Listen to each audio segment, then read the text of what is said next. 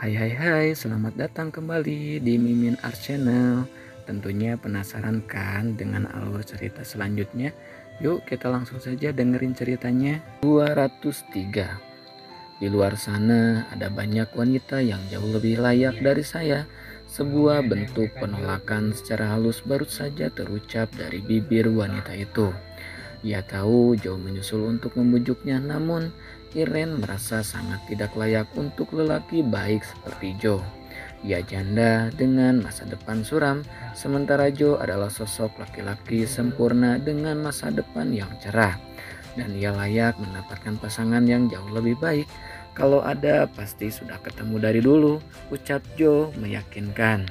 Tidak ada yang istimewa dari saya hanyalah seorang janda satu anak yang sudah dibuang oleh suaminya sejak lama. Membawa saya ke dalam kehidupan Kak Jo hanya akan menjadi beban dan aib. Irene berucap lirih, sebelah tangannya mengusap helai rambut putranya yang masih tertidur. Di mataku, kamu tidak pernah berubah. Berlian akan tetap menjadi berlian. Walaupun tenggelam dalam kubangan lumpur, tidak akan mampu mengurangi nilainya. Irene menarik napas dalam. Setiap perkataan Joe membuat hatinya yang beku sedikit menghangat. Saya hanya memikirkan Raffi. Kalau ayah kandungnya saja tidak bisa menerima dia, bagaimana orang lain bisa? Raffi hanya anak kurang beruntung yang dipaksa keadaan untuk dewasa, dipaksa memahami hal-hal berat yang seharusnya belum terpikir oleh anak seusianya. Kalau aku bisa menerima masa lalumu, bahkan kebahagiaan terburuk sekalipun, lalu kenapa tidak bisa menerima Raffi? Irene terdiam, belum berani menatap lelaki itu. Takut hatinya yang rapuh akan luluh. Joe seperti paket lengkap yang dikirim Tuhan untuknya. Sejak pertama kali bertemu, ia selalu mengagumi lelaki itu. Seorang bule mualaf yang lamarannya pernah ditolak oleh mendiang ayahnya. Jangan memintaku untuk pergi lagi. Aku sudah berusaha berdamai dengan takdir selama bertahun-tahun. Kalau kali ini kamu menolak lagi, maka aku akan lebih baik jadi jomblo seumur hidup. Dosaku biar kamu yang tanggung. Irene terpaku. Apakah selama itu Joe tidak bisa melupakan dirinya? Padahal sebagai lelaki dengan fisik menawan dan kantong tebal, seharusnya Joe bisa mendapatkan seorang wanita dengan mudah. Pilihannya hanya dua, ya atau iya, tidak ada pilihan lainnya. Mengatupkan bibir, Irene terdiam selama beberapa saat. Saya butuh waktu untuk memikirkan semuanya. Lagi pula baru kemarin cerai dari Mas Bayu. Joe mengulas senyum tipis. Hal yang benar-benar jarang dilihat dalam dirinya membuat seorang Jonathan Alexander tersenyum. Mungkin adalah hal mustahil bagi sebagian orang. Tidak apa-apa, aku akan tunggu. Asal hasil berpikirnya jangan menolak. Tangannya terulur membelai puncak kepala Rapi dengan lembut. Oh ya, aku jauh-jauh menyusul kamu kemari dan tidak minta izin keluar. Kalau aku dipecat, bos bagaimana? Aku bisa jadi gelandangan. Irene tertawa kecil. Soal pemecatan sudah pasti tidak mungkin. Ia tahu betul Joe adalah satu orang kepercayaan Alpian. Di sisi lain, Alpian mengembuskan napas panjang setelah melirik arloji yang melingkari pergelangan tangannya. Hampir 1 jam ia duduk menunggu di mobil. Di depan sebuah salon bersama kedua putranya, Boy duduk di sisinya sambil memainkan ponsel, sementara Brian duduk di belakang, sedang merangkai mainan robot-robotan miliknya. Papa panggil Boy.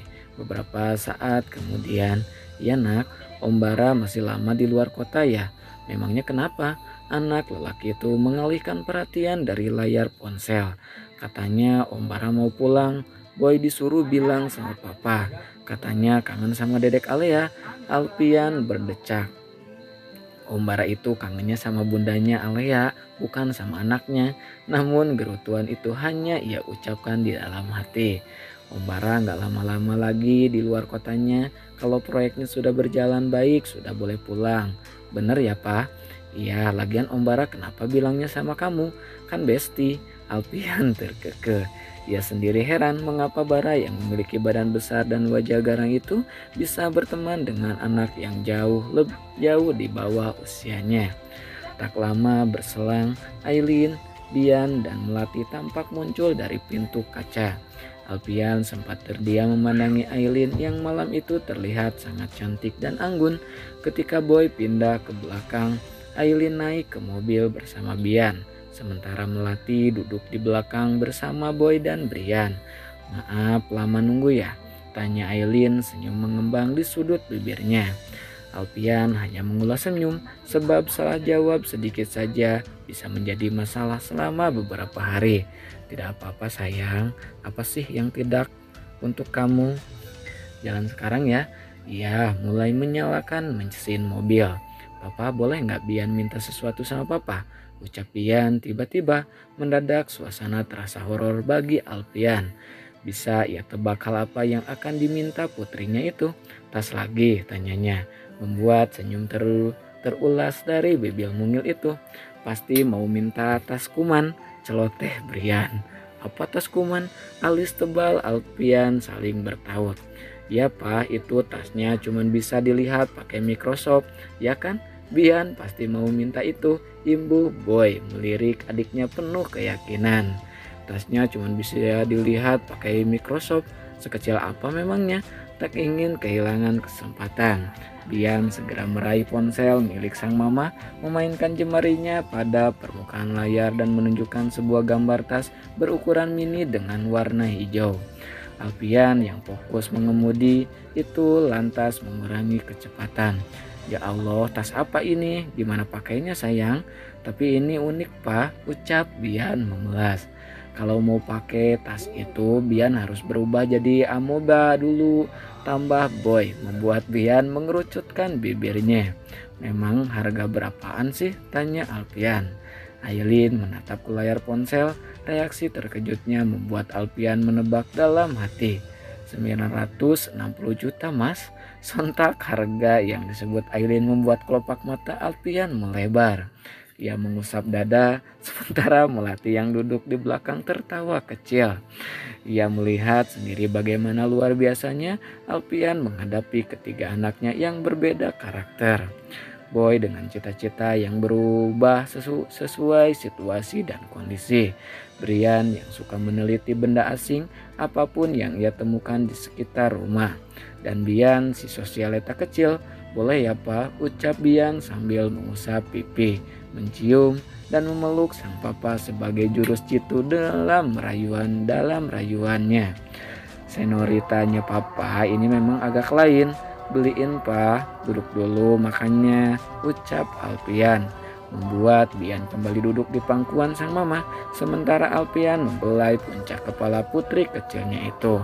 "Sayang, papa bisa saja beli, tapi Bian mau pakai tasnya kemana? Beli tas cuman buat disimpan." Sudut bibir Bian mengerucut. "Kan ini lucu pak." "Iya lucu, tapi 960 juta itu Bian bisa pakai buat bantu anak-anak yang enggak sekolah, bisa kasih makan anak-anak yatim, bisa bantu anak-anak seusia Bian yang kurang beruntung. Banyak loh anak di luar sana yang tidak seberuntung Bian. Bian kalau mau beli tinggal tunjuk. Tapi anak-anak lain gimana? Banyak yang buat makan aja harus kerja dulu. Ya udah, uangnya buat traktir anak-anak makan di panti aja ya pak." Nah gitu baru anak pintar. Memasuki sebuah gedung hotel, Alpian dan Aileen disambut dengan hangat. Aileen juga sempat mengenalkan Melati sebagai kerabat dekat kepada beberapa teman wanitanya. Kini mereka sedang duduk di meja sudut bersama beberapa wanita termasuk Dr. Vero. Sementara Alpian sedang berbincang dengan beberapa teman lelakinya. "Jangan gugup begitu, malam ini kamu sangat cantik. Jadi harus percaya diri," bisik Aileen ke telinga Melati. Sejak tadi ia melihat wanita itu sedikit kaku. "Iya Mbak Aileen, aku baru pertama kali datang ke tempat seperti ini." "Tidak apa-apa, di sini kamu akan bertemu dengan banyak orang dengan karakter berbeda-beda." Melati mengangguk sambil tersenyum. "Hai Aileen, lama tidak bertemu." Sapaan tak asing itu membuat Aileen menoleh. Audi berdiri tepat di sebelahnya. Meski begitu, Aileen tidak terkejut dengan keberadaan Audi di ruangan itu. Dia bangkit dari tempat duduk dan menyambut wanita itu. "Hai, senang bertemu dengan kamu lagi. Apa kabar?" "Baik, kamu?" "Alhamdulillah, baik." Audi melirik beberapa wanita yang duduk bersama Aileen. Di antara beberapa wanita itu, hanya Melati yang tidak ia kenal. Audi sedikit penasaran sebab tadi ia melihat Aileen turun dari mobil yang sama dengan wanita itu. "Itu siapa? Tadi aku melihatnya datang bersama kamu." Kerabat dekat kami, kenalkan, namanya Melati." Audi menyapa dengan ramah lalu berbisik pelan. "Dia masih muda dan sangat cantik. Kamu tidak takut Alfian akan melirik dia?" Aileen malah tersenyum. "Kamu saja yang memiliki masa lalu dengan suamiku tidak dilirik, apalagi yang baru datang dalam hidupnya." Senyum yang mengembang di wajah Audi seketika sirna. Nah, segitu dulu ya bab 203-nya. Makasih banyak buat kakak yang selalu stay tune. Jangan lupa di like, di subscribe juga ya. Sebelumnya mohon maaf baru update lagi kakak ya, karena ada kesibukan lain. Mohon maaf kakak sekali lagi. Bye bye.